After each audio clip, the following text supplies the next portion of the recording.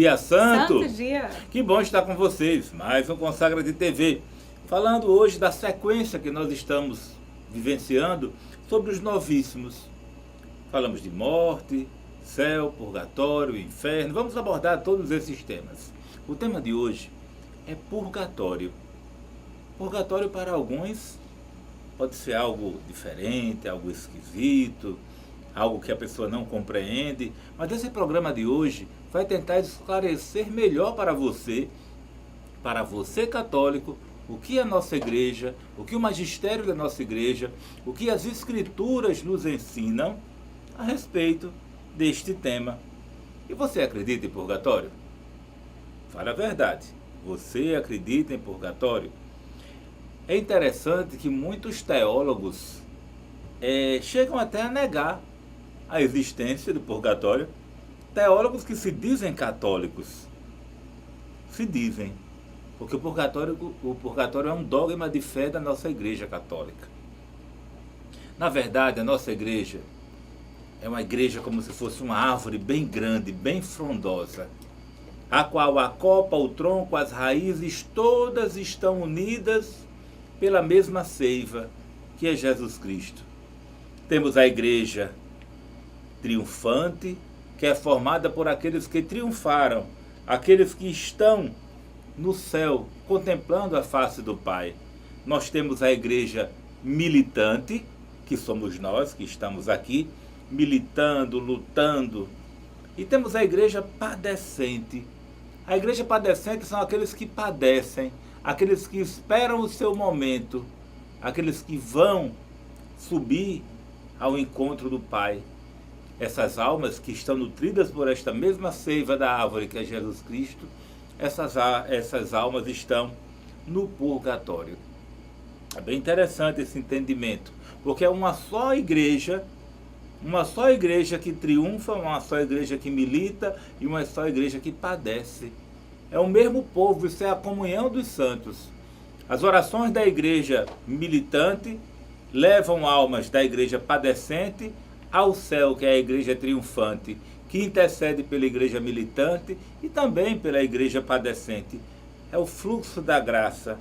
Muito importante isso. Quanto mais santos tivermos no céu, mais santos sairão da terra, da igreja militante. Daí a beleza de quanto mais almas forem ao céu, saírem do purgatório, maior vai ser a graça na terra. Daí a nossa responsabilidade em tirar almas do purgatório e ajudar essas almas a irem para o céu. Um exemplo.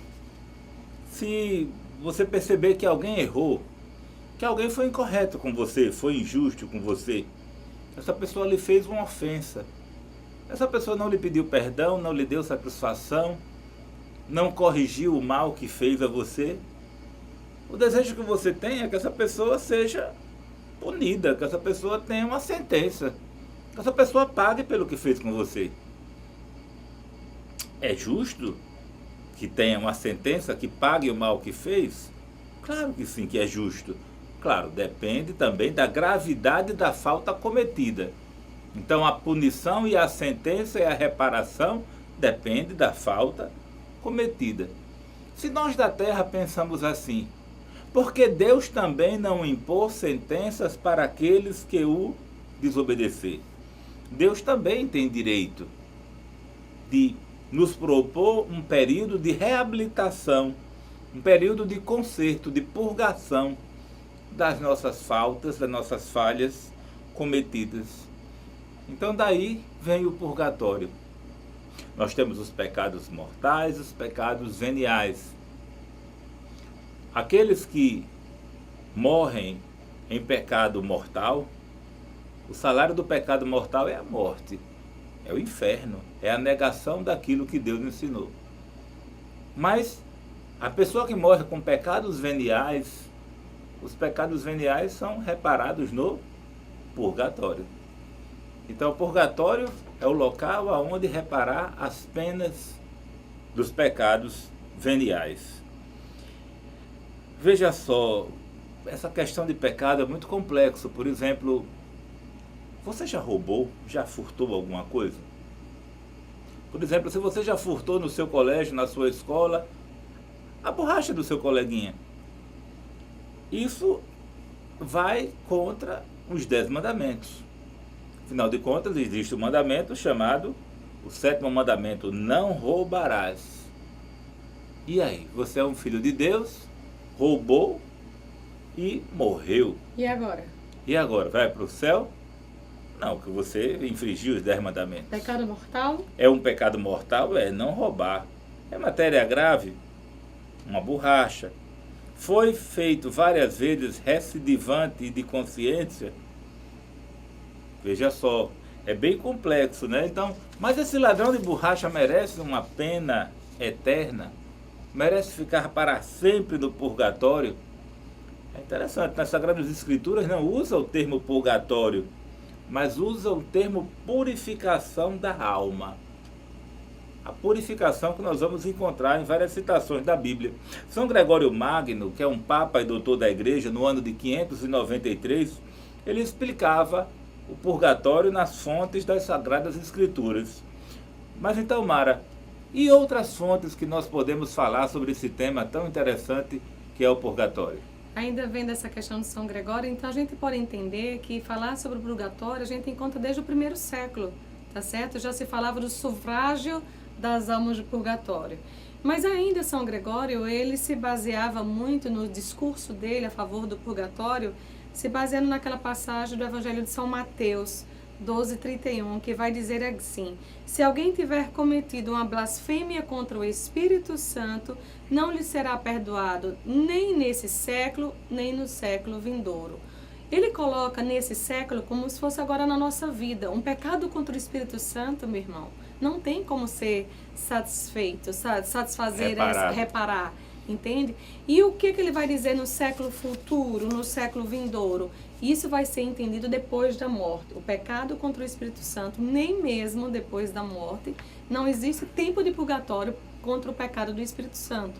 Mas a gente pode pegar várias passagens bíblicas, porque um dogma, meu irmão, nasce justamente também das passagens bíblicas, da tradição, não é? E aí o magistério vem e se coloca a favor ou contra algo. Mas no caso do purgatório, a 2ª Macabeus 12, 39 e 45 vai mostrar aquela parte, aquela menção, onde os soldados de Judas Macabeu morreram numa batalha de guerra. E quando foram pegar esses corpos, perceberam que por debaixo de suas roupas tinham imagens de ídolos, que isso era proibido pela lei mosaica. Então o que é que eles fizeram? Judas Macabeus, vendo a necessidade, né, da alma daqueles seus soldados, começa a fazer orações, começa a tentar reparações. Ele chega a dizer que mandem para Jerusalém 2.000 dracmas em prata para satisfazer esse pecado. Então, Judas Macabeus, já no Antigo Testamento, já tinha esse entendimento da ressurreição dos mortos. Ele sabia que aqueles seus soldados precisavam ressuscitar. E para que eles fossem ressuscitados, né? Então, o que é que teria que ser? Teria que ser expiado todas as suas faltas. Então, Judas Macabeu estava fazendo uma prática temporal, reparatória pelas almas dos soldados que morreram na condição de desobediência. Estava reparando, porque a lei não permitia que fosse feito isso, não tivesse outros deuses. Entende? Então a gente vai entender que ele tinha preocupação que os pecados fossem absolvidos. Por isso o ato da reparação, por isso o ato da oferta, por isso o ato do sacrifício. No Novo Testamento a gente pode pregar 1 Coríntios 3:10, que São Paulo vai dizer que as pessoas estão construindo suas casas sobre os fundamentos de Jesus Cristo. Ótimo. Mas aí essa passagem me lembra a história dos 3 porquinhos. Porque aí São Paulo vai colocar que uns constroem sua casa sobre as pedras, outras sobre as palhas e outras sobre o madeiro. Nós temos que entender que todas as pessoas estão com Jesus, mas tem algumas que têm um zelo maior, que têm um cuidado maior, têm uma reverência maior. Então, uns vão ter uma recompensa mais favorável, enquanto outros ainda vão ter que passar por algumas penas. E o que é o purgatório? Não seria justamente esse estado de pagar essas penas? Então, veja, no purgatório é certeza de salvação, como aqui São Paulo também coloca. Só que é uma salvação, mas que para que chegue essa salvação, vai ter que passar por um período ainda de sofrimento. Marcos 3:29 vai narrar uma passagem que o administrador, está aguardando a volta do seu Senhor, mas não imagina nem quando esse Senhor vai chegar. E a passagem vai dizer o quê? Que como ele não sabe o momento da vida do Senhor, ele começa a bater nos seus servos, começa a beber, começa a comer, começa a embriagar-se. E aí? E no momento que o Senhor chegar, como é que vai ser feito a punição? Como é que o servo vai agir? E a palavra vai nos dizer que para aqueles servos que não sabiam os mandamentos, vai ser dada uma sentença. Para aqueles que desobedeceram porque não conheciam, então vai ser dado um castigo menor. Então nós temos que entender que no purgatório não está todo mundo no mesmo nível. Tem algumas pessoas que estão ardendo mais, digamos assim, porque suas práticas eram de forma mais conscientes. Então isso vai ser também avaliado. Lucas, capítulo 12, 58 e 59, vai dizer que nós precisamos andar segundo os preceitos de Deus. Por quê? Porque haverá um juiz, e a gente pode pegar esse juiz como se fosse o próprio Deus. E vai dizer assim, mas esse juiz vai colocar aquelas pessoas numa prisão. Que prisão seria essa? O próprio purgatório. E diz assim, e só vai sair de lá quando pagar o seu último centavo. Entende isso? Então a condenação para o purgatório não é uma condenação eterna, é uma condenação que você vai cada vez mais se colocar à disposição.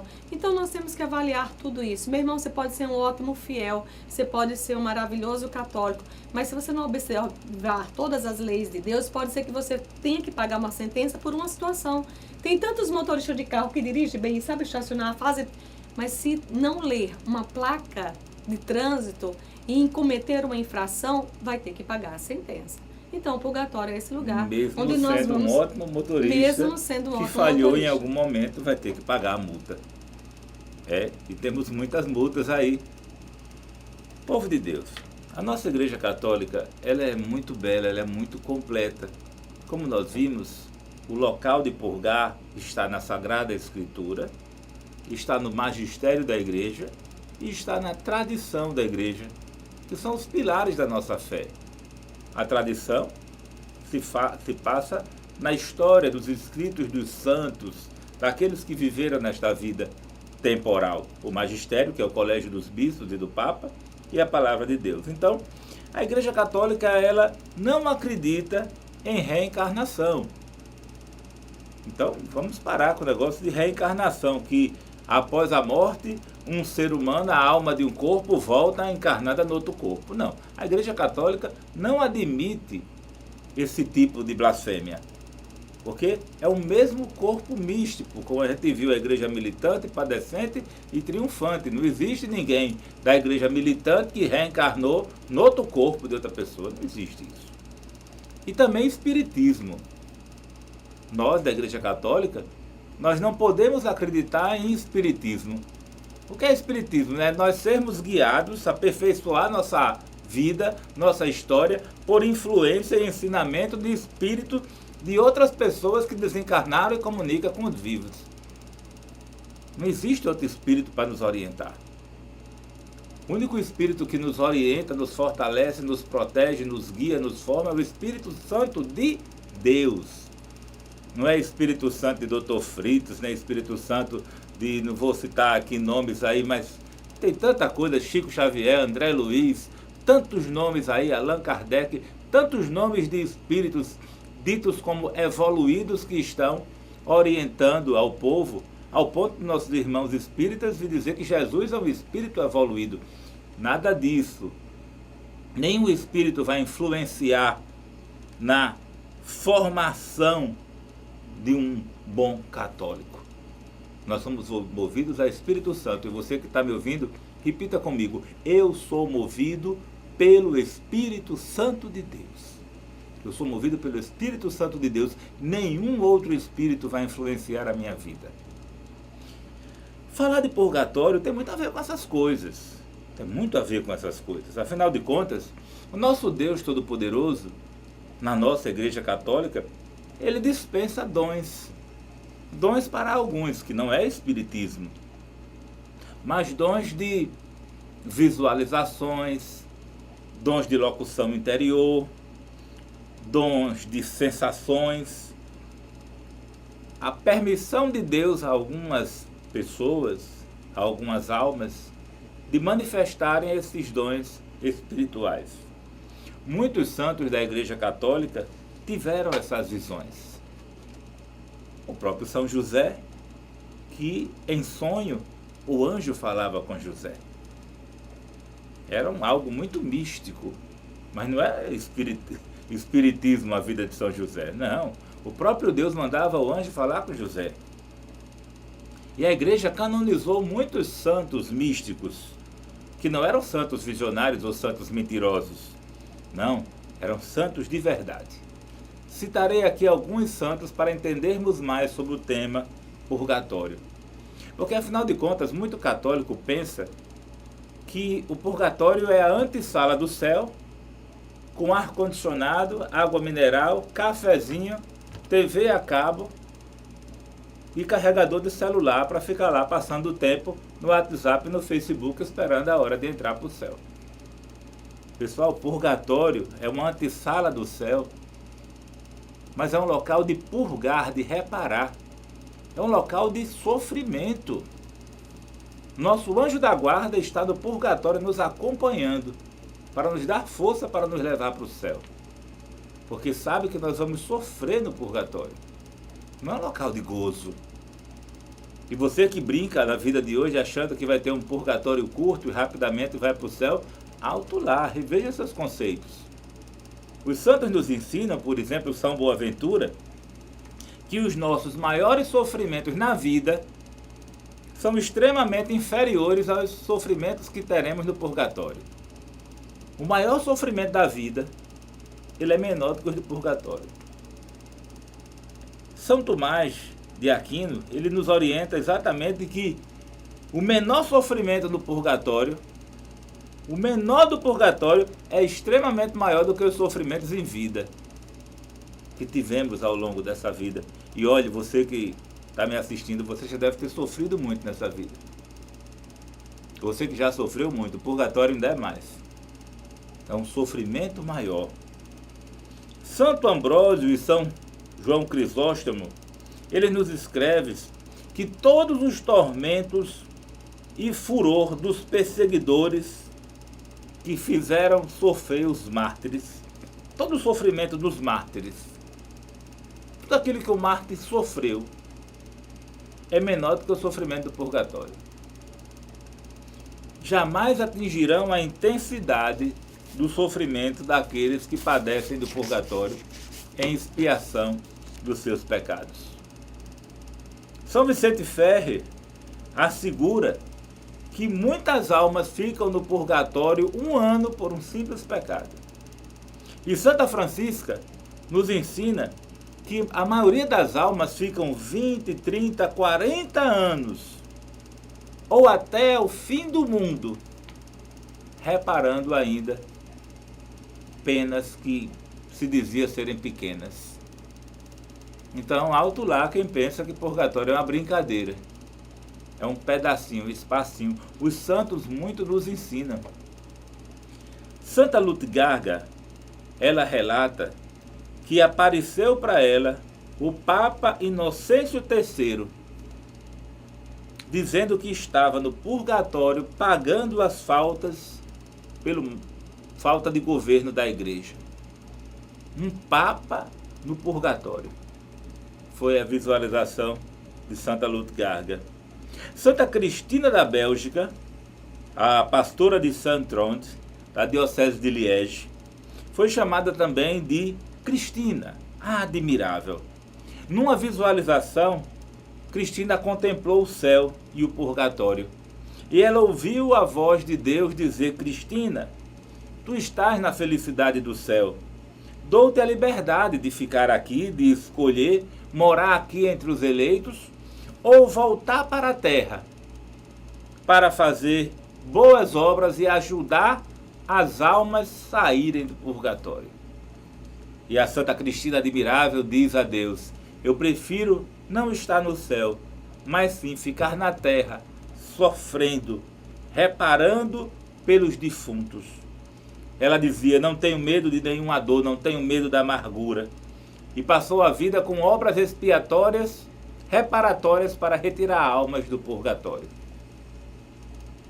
Isso é tão interessante que conta nas histórias que aparece para Santa Cristina o conde São Luís de León, a agradecendo por ter, com suas orações, o libertado do purgatório. Conversas místicas, né? Mas é a história dos santos. São Nicolau Tolentino teve uma visão de um imenso vale, onde muitas almas se retorciam por dor e ardor num braseiro intenso, e gemiam, e pediam a Nicolau, que era sacerdote, pediam misericórdia, pediam socorro, e pediam: Padre Nicolau, tende misericórdia de nós, celebra missas por nós. E Padre Nicolau, São Nicolau, celebrou 7 missas em sufrágio das almas do purgatório. E durante a última missa apareceu uma multidão de almas resplandecentes de glória subindo ao céu. História dos santos. Precisamos aprender também com os santos, com a tradição da igreja. Então, Mara, falando de São Nicolau, falando dessas missas celebradas em expiação pelas almas do purgatório, essas missas podem ajudar a salvar essas almas do purgatório? É o que mais vale, tá certo? O sufrágio para as almas é justamente essas missas. Veja só, meus irmãos, a igreja se preocupa muito com as famílias, a igreja se preocupa também muito com as almas esquecidas. Nós até lembramos, meu tio, meu avô, tal, estamos rezando, mas quantas almas estão esquecidas e não tem por quem receba orações? Então a igreja vai instituir dia 2 de novembro como dia de finados, dia de defuntos. Por quê? Por que vai fazer isso? Para que seja um alento para todas as almas. Veja só, nós temos alguns feriados que nós nem entendemos o motivo, ou o que devemos fazer. Dia de Tiradentes é feriado por quê? O que é que eu vou fazer nesse dia? Mas dia de finado é um dia que é colocado como feriado, não é porque você vai resolver suas intenções particulares, não é o dia que você vai lavar sua roupa, pôr em dia aquilo que está atrasado, não. O dia de finado é feriado porque nossa intenção é o destino das almas, o destino das almas do purgatório, tá certo? É um dia que devemos voltar ao dia da esperança. Não é um dia de invocar mortos, não tem nada a ver com isso. É um dia que nós vamos rezar pelos mortos. Tem uma diferença incrível aí. Então, toda a liturgia desse dia, a liturgia celebrativa, tem essa intenção. As santas missas que vão ser oferecidas para alívio dessas almas. Tanto é que quando você vai para uma celebração de defunto, nas intenções tem vários nomes. Por quê? Para que todas as pessoas que ali estão sendo citadas recebam também as graças. Meu irmão, nós temos a dignidade muito grande enquanto vivos. Talvez você já contribuiu para que alguém fizesse uma viagem para Disney, ou sei lá para onde, para Londres. Mas você tem que entender que eu e você, com os nossos sacrifícios, com as nossas orações, com as nossas mortificações, nós podemos propor a alguém que esteja no purgatório ter a glória dos céus. E isso é algo magnífico. Então, nesse dia, devemos voltar, sim, para fazer nossas orações, para dar nomes, não é? Invocar o nome de Jesus e a Virgem Maria, para fazer jejum, para fazer esmola. Mas tudo isso ainda é infinitamente menor do que a questão da celebração eucarística. Então a gente vê nos velórios, muitas vezes, muitas coroas de flores, as pessoas estão preocupadas no jazido muito bonito, de mármore, disso ou daquilo. Isso tudo tem valor? Tem, mas valor material, tá certo? Muito melhor seria, em vez de tantas flores, tanto isso, tanto aquilo, não estou desvalorizando que não tenha, mas que tivesse preocupações de mandarmos celebrar missas e intenções daquela pessoa. Porque no sacrifício de nosso Senhor Jesus Cristo, esse sangue derramado, esse corpo que é entregue, então isso pode gerar cada vez mais alívio. Então a celebração eucarística é muito importante, sim, mas a própria comunhão reparadora que uma pessoa possa fazer. Então, nós temos um santo que vai colocar cada vez mais a necessidade de levar as pessoas a essa comunhão eucarística. A igreja até sugere que tal todas as segundas-feiras, quando participamos da missa, comungar para o alívio das almas do purgatório, não é? Tem pessoas que fazem isso mensalmente, mas nós devemos ser estimulados cada vez mais de buscar a comunhão eucarística frequentemente, também para a reparação. São Bernardo teve um momento que teve um êxtase. O que foi que aconteceu? Ele viu justamente uma escada e que pelas orações, pelas celebrações, muitas almas que estavam no purgatório estavam alcançando o céu. Então, meus irmãos, nós enquanto Fraternidade e Discípulos da Mãe de Deus temos essa preocupação também. O que é que podemos fazer para que essas almas que estão no purgatório saiam e estejam ao encontro de Deus, possam receber o céu? Nós temos que preparar essas almas do purgatório também para esse encontro de Nosso Senhor. E só nós vivos é que podemos fazer cada vez mais isso. Então a Santa Missa é um momento primordial onde nós vamos poder levar todas as riquezas para essas almas que estão no purgatório. É o momento da esperança. Então que tenhamos bem essas condições. São Cristóstomo dizia que não é tão necessário as lágrimas, muito mais necessário são as orações, muito mais necessário para aquelas almas que estão ali, não é? Que elas possam receber o gozo do céu, são as nossas comunhões. Então não precisa ficar brincando, nós temos que cada vez mais entender e que essas almas, uma vez que saem do purgatório, são almas gratas. Tá certo? Ingratidão não existe no purgatório, meu irmão. Alguém que está no purgatório, que vê que pelas suas orações saiu e foi para o céu, essas almas serão eternamente gratas a você. E tudo que nós fazemos em vida pela oração às pessoas que estão no purgatório, servirão para nós também como título de caridade. Nós fizemos caridade aqui, então se fizemos quando nós, se um dia tivermos também no purgatório, teremos nossas penas diminuídas por aquilo que nós fizemos para os outros. Então, Santo Ambrósio diz que o purgatório é um banco espiritual, onde tudo que nós fizemos vai estar registrado, vai estar lá. Paulo VI estimula muito essa questão da comunhão eucarística. Eu vendo a nossa comunidade, a Fraternidade de Discípulos da Mãe de Deus, ela tem o hábito de fazer essa oração pela santificação das almas. No começo foi pela santificação do clero, e alguns padres faleceram, e nos foi orientado pelo arcebispo vigente que fizéssemos uma oração reparatória pelos padres falecidos, que também esses padres precisavam das nossas orações para que esses padres que faleciam saíssem do purgatório para o céu. E daí essa oração também se estendeu para familiares, amigos, benfeitores, e no carisma Discípulos da Mãe de Deus, é um crescente essas orações de intercessão pelas almas do purgatório, ao ponto que tem pessoas que têm uma devoção particular, específica, tem um dom, um chamado maior, né? Então um dos nossos membros da nossa missão de João Pessoa, Alexandre, ele tem a graça de compreender melhor essa dinâmica, e daí ele sugeriu à nossa comunidade o incentivo das missas pelas almas do purgatório. A missão de Currais Novos também tem essa característica de participar da missa das almas. Foi sugerido um livro, né? Um livro pela santificação das almas, onde é colocado o nome de todos os falecidos para que sejam apresentados em todas as missas. Vocês imaginem, não César, só naquela missa próxima ao dia que ele morreu, mas todas. Uma gota de sangue de nosso Senhor Jesus Cristo tem o poder de abrir as portas do purgatório. Entende isso? Então, é algo muito grande. Pedir que a luz eterna esteja sobre aquelas almas, pedir para que elas tenham descanso. Então, cada vez mais nós temos que nos intensificar nesse propósito.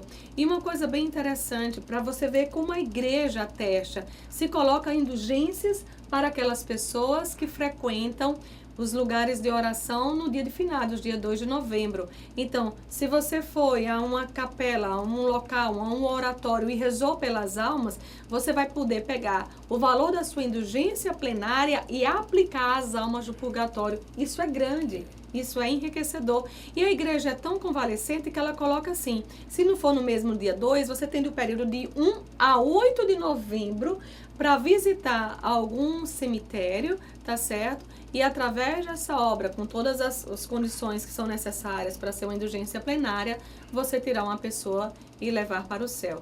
As almas do purgatório, elas percebem a Virgem Santíssima. A Virgem Santíssima tem todo o cuidado também com essas almas que lá estão. E desdobrando nessa dinâmica da nossa missão lá de João Pessoa, então, Alexandre ele tem o hábito de, nas segundas-feiras, ele ir com o grupo ao cemitério, no local que a segunda-feira é o dia dedicado, fazer as orações por aqueles defuntos com a comunhão expiatória e com as orações específicas. Existem orações também específicas, clamando pelas missas, que sejam celebradas novas missas de orações pela salvação dessas almas. Então, E no nosso site você pode ter acesso a essas orações também. as almas do purgatório, elas são muito gratas, como Mara colocou, por aqueles que com suas orações a levam ao céu. Então são verdadeiros santos privados, entre aspas, que nós teríamos, aqueles que saíram do purgatório através de nossas orações. Vamos ter, Mara, que falar muito sobre este tema. É um tema muito abrangente e no adiantado da hora, vamos precisar de ter um segundo bloco de programa Deixa eu só sobre inquietar esse mais tema uma do vez purgatório. eles. Eu quero que vocês imaginem o seguinte: se você estivesse vendo que estava tendo um incêndio na sua casa e você soubesse que ali tinha uma criança que não anda, uma criança que não podia se levantar com suas próprias pernas, e você visse esse fogo cada vez mais aumentar, você teria o desejo de socorrer essas crianças? Sim ou não?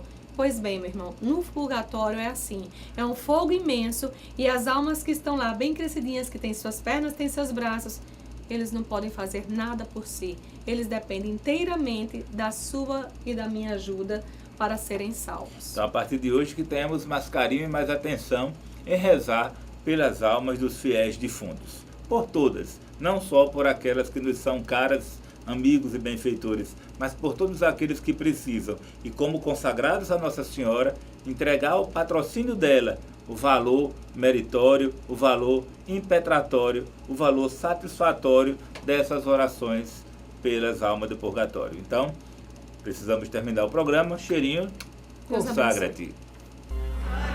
abençoe.